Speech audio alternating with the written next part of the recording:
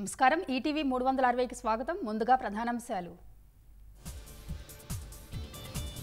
పింఛన్ల కోసం మండుటెండల్లో వృద్ధుల ఆపసోపాలు వైకాపా రాజకీయ క్రీడకు అధికారుల తోడ్పాటు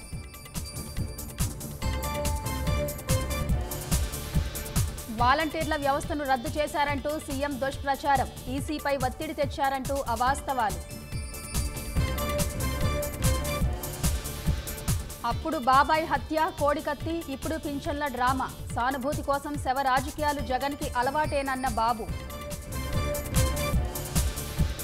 ప్రచారంలో వైకాపా నేతలకి పోటెత్తుతున్న నిరసన సెగలు 5 ఏళ్లయ్యాక గుర్తొచ్చామా అని నిలదీత వైకాపా హయాంలో పేటరేగిపోతున్న భూ బకాసురులు రాష్ట్ర వ్యాప్తంగా కోట్ల విలువైన వేల ఎకరాలు కబ్జా నా బీసీలంటూనే 5 ఏళ్లలో బడుగులను దగా చేసిన జగన్ కేవలం 2 గురుకులాలతో విద్యను దూరం చేసిన వైనం 2 ఏళ్ల క్రితం హామీలిచ్చారు అమలు మాత్రం మరిచారు ఇదేనా విశ్వసనీయత అని జగన్కు గుంటూరు వాసుల ప్రశ్న